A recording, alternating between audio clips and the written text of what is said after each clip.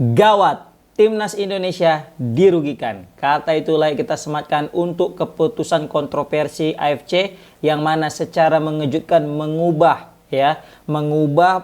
prosedur daripada tuan rumah di kualifikasi Piala Dunia round 4. Sebelumnya, AFC telah menetapkan bahwasanya bakal bermain di tempat netral.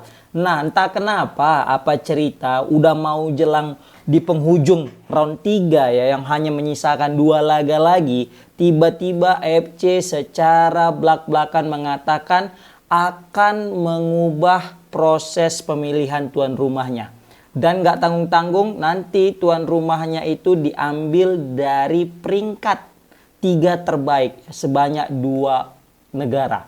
Dan di sini kemungkinan besar akan diambil alih oleh United Emirates Arab atau kita bilang UAE, baru Irak mungkin kandidat kedua. Iya kan? Mungkin bisa jadi Qatar jika saja dia itu berhasil mengunci 2 kemenangan di laga terakhir. Atau mungkin juga Arab Saudi, atau mungkin juga Oman. Semua masih bisa terjadi. Dan kenapa bisa aku bilang di awal adalah rugi? Ingat, Indonesia diapit oleh negara-negara Arab. Dan negara-negara Arab, bukan kita maksudnya mendiskreditkan atau kita mau curiga atau kita sentimen, tapi kita punya pengalaman buruk jika mereka sebagai tim tuan rumah. Dan inilah yang menjadi salah satu faktor kenapa aku bisa bilang gawat, timnas Indonesia dirugikan. Kalau kita mainnya netral, kita main di kandang, tidak di kandang timnas Arab, mau siapapun itu, mau Irak, maupun dia itu Arab Saudi, Oman, Uni Emirat Arab dan sebagainya, besar kemungkinan Indonesia pasti meraih hasil yang positif. Tapi kalau kita udah main di kandang mereka, ya, aku takutnya itu ada faktor X. Kita tahu sama-sama lah faktor X ini. Mulai nanti dari kepemimpinan wasit lah, baru nanti masalah mesin VAR-nya lah. Ketika nanti lawan tim tuan rumah, VAR-nya itu sangat aktif untuk dicek. Tapi giliran lawan pas Indonesia yang mendapatkan tidak aktif itu VAR. Kan? Ini terbukti guys. Kemarin bisa kita lihat waktu melawan Bahrain yang paling menyakitkan. Baik itu VAR, baik itu wasit. Kedua-duanya itu seakan-akan berat sebelah. Dari wasit, ketika Indonesia membuat pelanggaran, cepat kali langsung pelanggaran. Tapi ketika Indonesia yang dilanggar, tidak pelanggaran katanya. Ini semakin membuat supporter dan juga penggawa timnas itu terpecah konsentrasi dan makin kesal dengan kepemimpinan wasit. Ya kan? Itu yang pertama.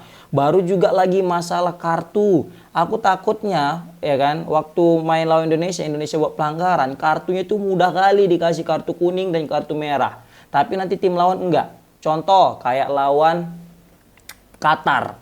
Waktu kualifikasi Piala Asia, waktu di babak grup ya, Piala Asia U23. Yang mana kita bertemu dengan Qatar dulu, baru Australia, baru Jordan kalau nggak salah itu. Nah, itu kita kalah 2-0 guys.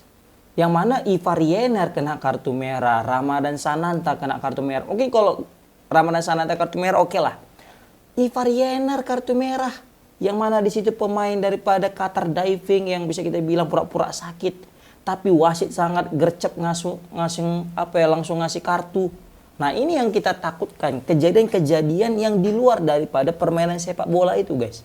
Ya kan, belum lagi nanti wasit yang tiba-tiba ngasih perpanjangan waktu yang di luar nalar ya.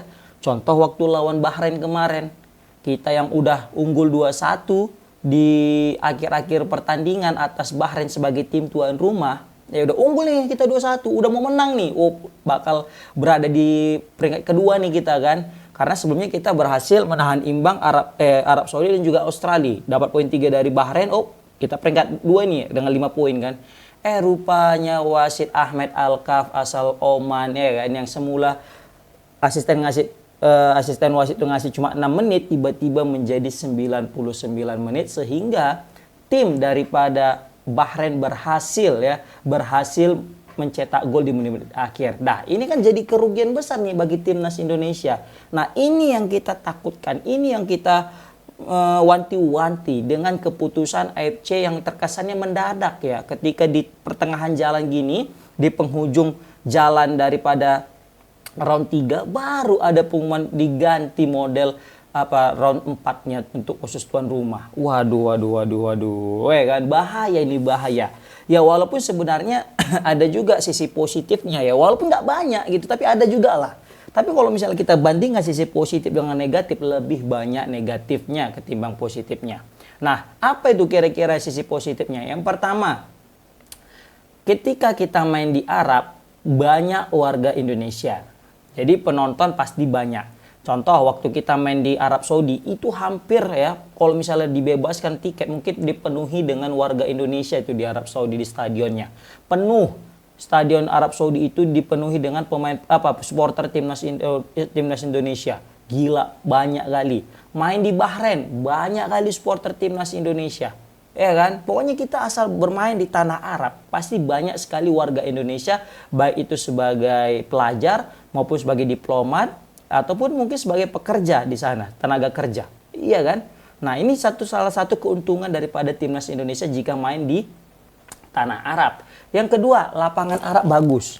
Berapa kali kita lihat kalau kita main di tanah Arab ya, khususnya di stadion-stadion Arab Saudi yang punya rumput kualitasnya bagus, itu kita pasti menampilkan permainan baik. Bahkan lebih baik penampilan kita ketika kita bermain di kandang lawan ketimbang di Gelora Bung Karno.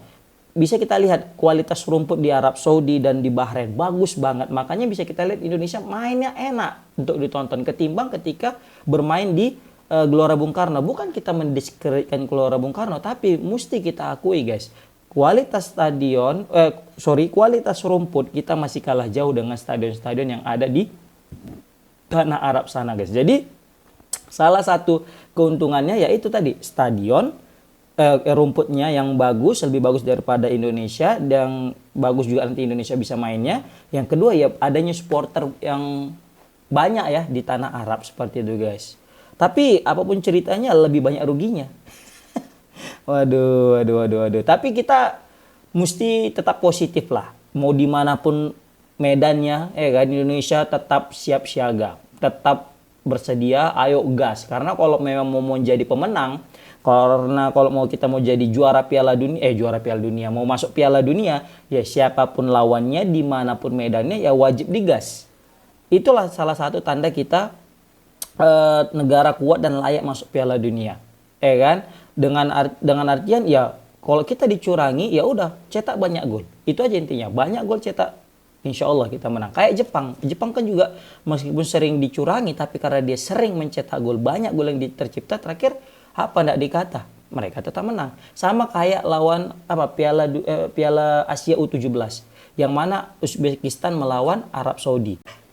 Di situ kita bisa lihat bagaimana wasit ya memimpin jalannya pertandingan antara Arab Saudi dengan Uzbekistan, sangat-sangat merugikan Uzbekistan, khususnya untuk mengeluarkan kartu merah, 2 kartu merah ya, walaupun 1 wajar ya, tapi yang pertama itu nggak wajar. Ya kan? Di situ lihat, meskipun Arab Saudi unggul jumlah pemain, meskipun Uzbekistan sudah dikerjai sama wasit, tapi mereka pantang menyerah dan malah berhasil mencetak 2 gol setelah kartu merah.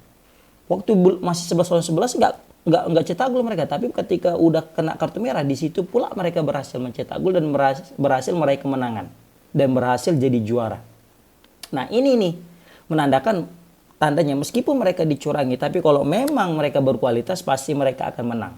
Nah, itulah yang semoga kita harapkan juga kepada Indonesia, meskipun nanti timnas Indonesia bakal ada ya sedikit ya, walaupun kita nggak boleh sujon ya, tapi entah kenapa kita agak trauma ya dengan negara-negara Arab ini yang punya ya kalau orang bilang ya kan money gitu ya kan.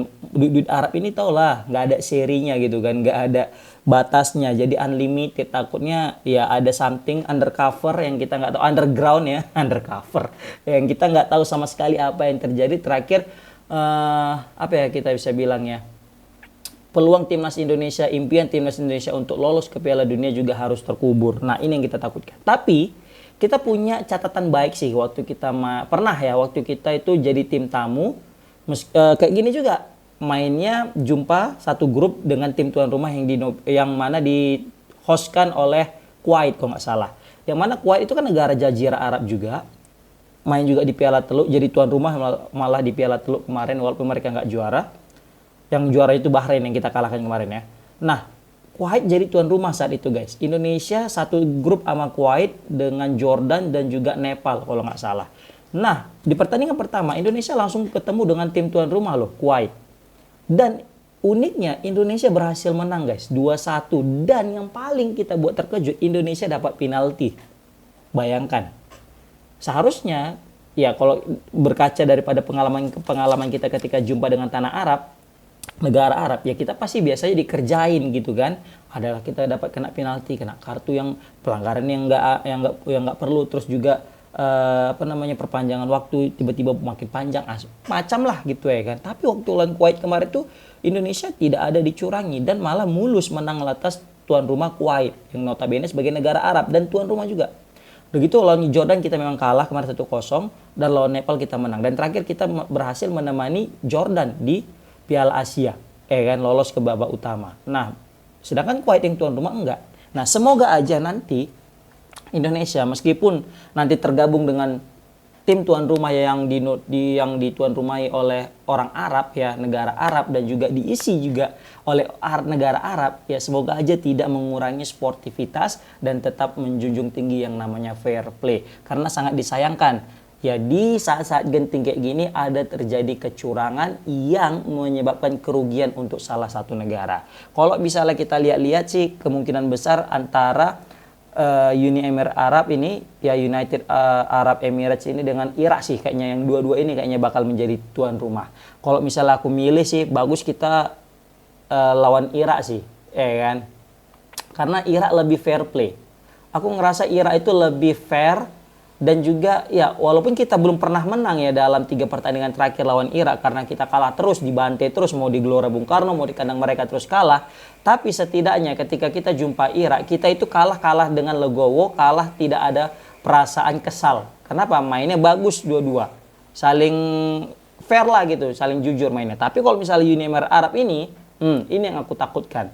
Mereka punya duit, mereka punya kuasa, terakhir waduh apapun bisa terjadi. Ingat, yang dibutuhkan cuma satu tim dari setiap grup lo guys. Juara grup yang bisa lolos langsung ke Piala Dunia. Nah, aku yakin juga tim tuan rumah mereka akan berjuang semaksimal mungkin apapun diupayakan agar bisa lolos ke Piala Dunia. Karena apa? Nunggunya 4 tahun lagi, sulit, lama itu penuh penantiannya, kan? Nah, gitu juga sebaliknya jika nanti Oman yang tuan rumah, apalagi Qatar takutnya nih. Ya walaupun tipis peluang Qatar, tapi masih bisa ada peluang mereka jadi tuan rumah nanti. Ya misalnya mereka menang di 2 laga terakhir, tuan rumah mereka udah kasih aja tiket Piala Dunianya sama Qatar.